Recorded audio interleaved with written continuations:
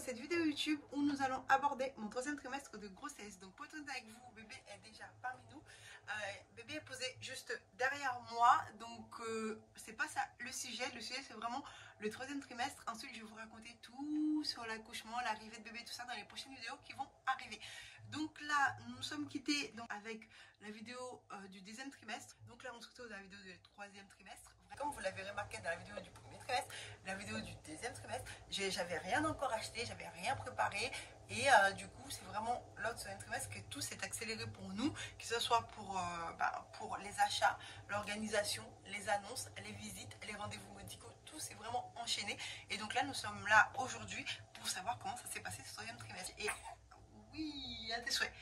Donc comme je vous ai dit, bébé est juste derrière moi, est déjà là. Donc si vous entendez des petits bruits de bébé, c'est mon bébé qui est déjà là, je suis trop contente. Donc on s'était quitté du coup juste après les fêtes de Noël. Donc là comme j'ai déjà accouché, je peux vous dire à peu près les dates maintenant de cette vidéo de soins de presse. Donc du coup normalement début janvier je rentrais dans mon troisième trimestre, donc après les fêtes. Donc c'est là que tout a commencé à s'accélérer. Donc il faut savoir que du coup j'ai oublié de vous dire dans la vidéo du deuxième trimestre que j'ai fait le test de diabète et tout. Donc j'avais pris goût citron pour celles qui sont enceintes et qui vont bientôt le faire ou qui viennent juste de le faire ou qui le feront plus tard. Donc du coup ça s'est super bien passé. J'étais au labo, je suis restée parce que le labo il était pas, enfin, il est pas à côté, il n'était pas vraiment à côté de chez moi, il fallait que je prenne un bus pour y aller, donc j'avais pas le temps en fait de faire les allers-retours. Donc j'ai patienté du coup dans la salle d'attente du labo. Donc il faut savoir que ces tests de diabète n'est pas obligatoire, mais voilà, la plupart des personnes le font, hein. Franchement presque tout le monde le fait je pense. Donc du coup j'ai été au labo je crois à 8h et en fait il faut arriver à jeun, rien manger, on a juste le droit de boire un peu d'eau je crois. Du coup j'ai bu vraiment une petite bouteille d'eau. Après j'ai été au labo et une fois arrivé au labo on fait une prise de sang.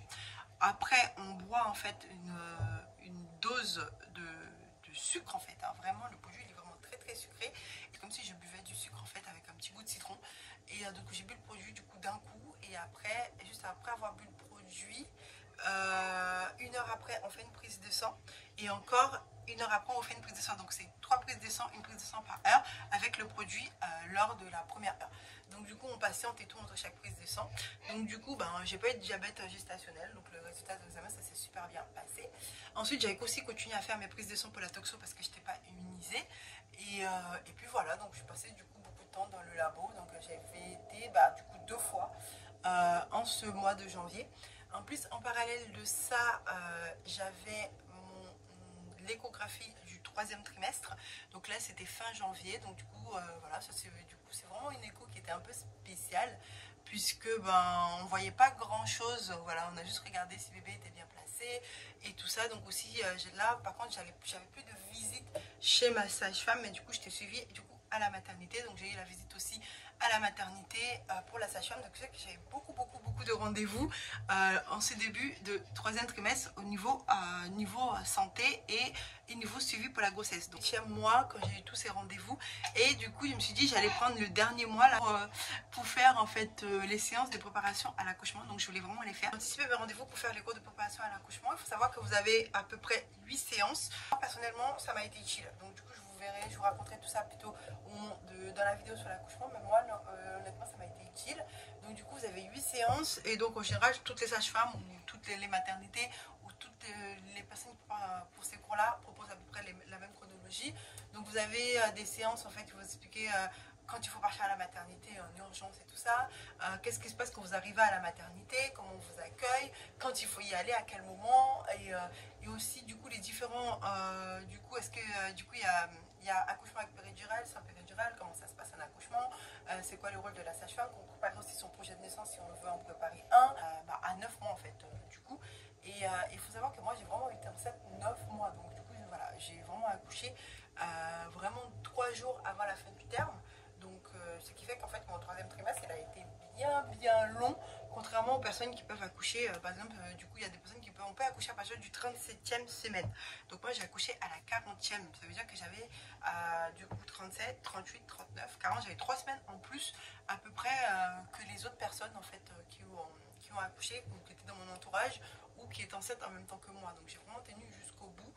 J'ai même fait 40 semaines, encore plus 3 jours avant la fin du terme. Donc pour vous dire que c'était vraiment, j'ai vraiment eu un très long trimestre. Donc j'ai pu vraiment finir tous mes cours de préparation à l'accouchement.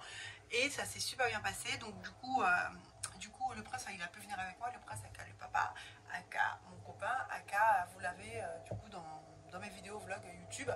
Et donc en gros, il a pu participer à tous les cours, sauf un cours, je crois, un cours aussi, c'était sur l'allaitement. Donc du coup, il n'était pas dispo non plus, mais sinon il a fait tous les cours, comment arriver à la maternité, comment ça se passe à la maternité, comment aider pour la douleur, vraiment toute la partie qui était liée à l'accouchement globalement en lui-même. Il a pu se libérer, venir, et on a pu faire ensemble et tout ça. Et encore une fois, il a été d'un soutien sans faille, et c'était trop cool. Du coup, je vous raconterai tout ça du coup dans la vidéo sur l'accouchement qui arrive juste après celle-là. Donc oui, je disais qu'en fait les cours de préparation à l'accouchement, bah, ça s'est super bien passé, donc c'est vraiment utile, n'hésitez pas à y aller et ramenez aussi avec vous votre compagnon. Du coup, j'ai eu des cours en collectif, mais avec le Covid c'est plus des cours individuels. Mais j'ai eu 2 cours en fait avec une autre maman, on n'était que 2 parce que c'est vraiment petit, c'est ma chasse-femme, on ne pouvait pas être 5 mamans. Donc du coup voilà, n'hésitez vraiment pas à prendre ces cours, à poser toutes vos questions, parce que c'est vraiment quelque chose de très utile. Du coup, à la fin des fêtes, en fait, en début d'année, j'ai posté du coup une annonce YouTube où j'avais mis une vidéo en disant que bah, j'attendais un bébé pour 2022.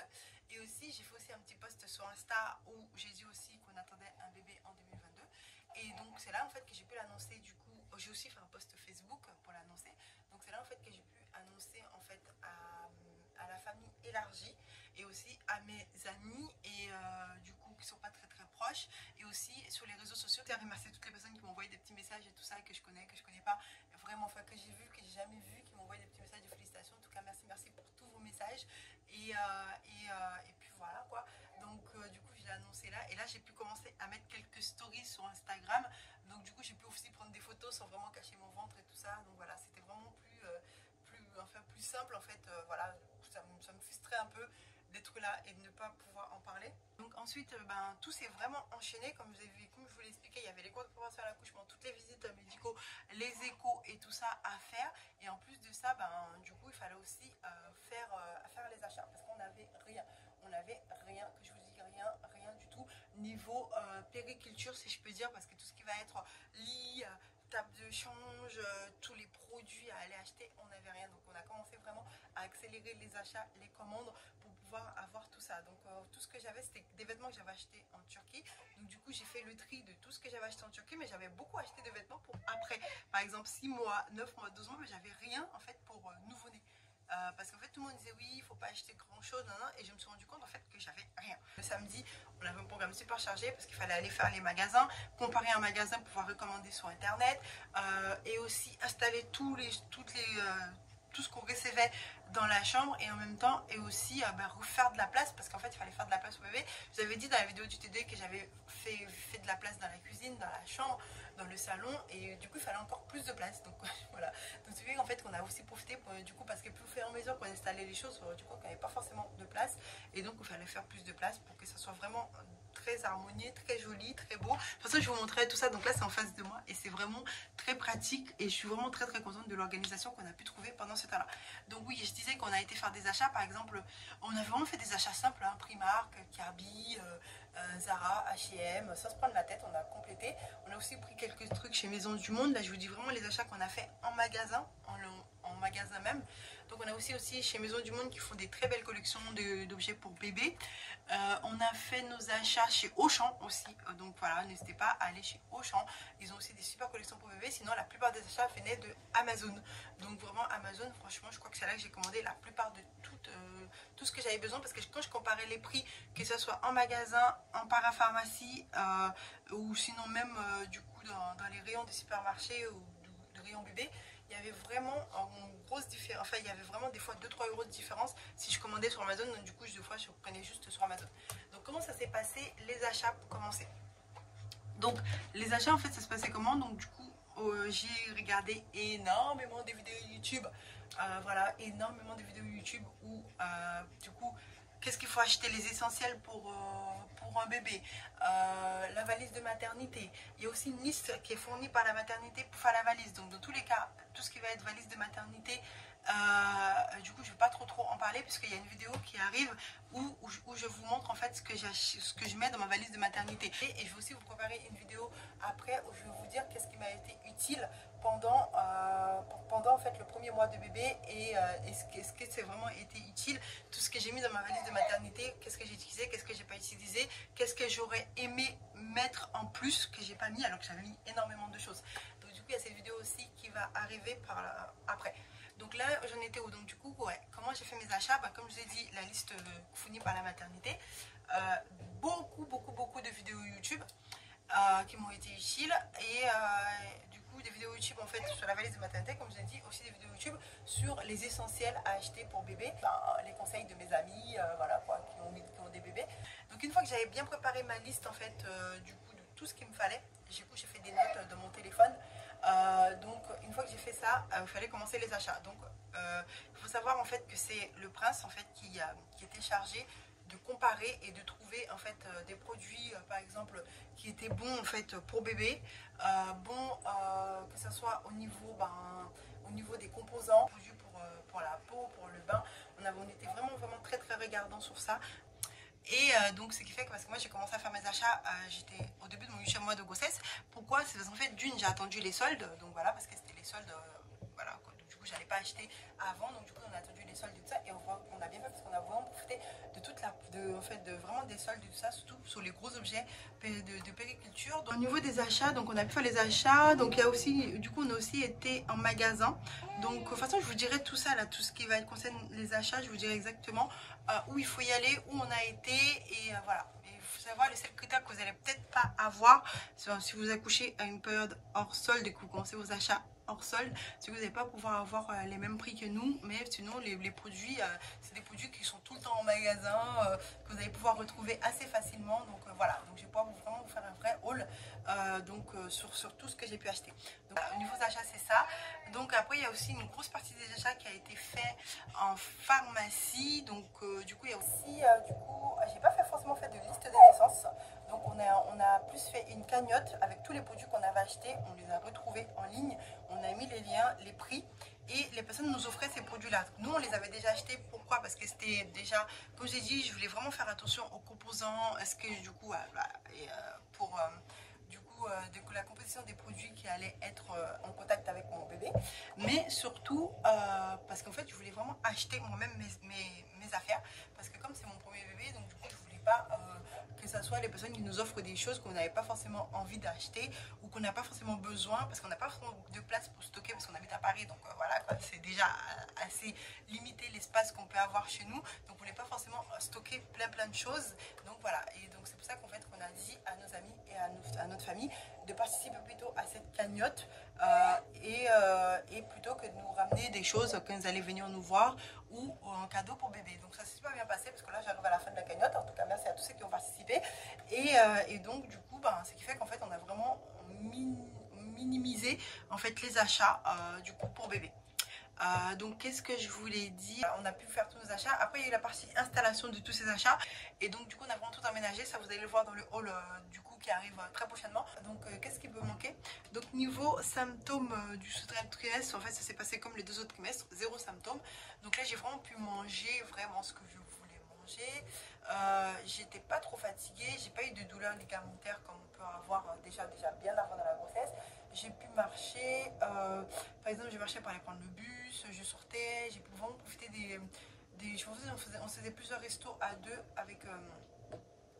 avec le prince pour qu'on puisse bien profiter en fait des derniers moments à deux, enfin même si c'était pas les derniers, vous voyez ce que je veux dire, donc derniers moments sans bébé à laisser à nos parents en garderie, du coup vraiment ensemble et tout ça. Donc on a vraiment pu profiter, on s'est fait plein de restos qu'on aime bien et puis les 3 mois sont passés hyper vite. Le seul truc qui était chiant, c'est que moi je pensais que j'allais accoucher rapidement parce que comme en fait j'ai jamais eu de contraction douloureuse, j'ai vraiment voilà quoi, j'avais pas vraiment, c'était mon premier bébé aussi surtout, donc je savais pas franchement exactement quand exactement j'allais pouvoir accoucher et du coup j'étais vraiment dans l'attente tous les jours. Je me disais c'est peut-être aujourd'hui, je voyais tout le monde accoucher autour de moi et Et moi j'étais là, j'attendais. De toute façon je devais accoucher début mars, hein, donc la première quinzaine de mars. Donc je voyais les jours ils avançaient, toujours pas.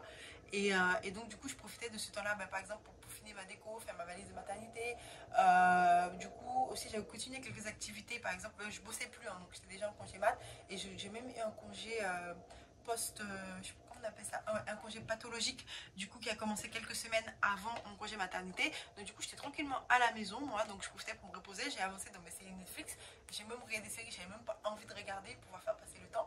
Je dormais aussi beaucoup pour pouvoir me reposer en attendant l'arrivée de bébé, en même temps pour l'accouchement. Et aussi j'ai eu des seules activités que j'ai pu continuer, c'est mes activités associatives. Donc du coup j'ai pu faire des zooms en fait pour mes associations. Et aussi j'ai pu aussi faire, j'ai continué aussi mes cours d'anglais. Donc voilà, et donc là je vais les reprendre d'ailleurs, je suis trop contente.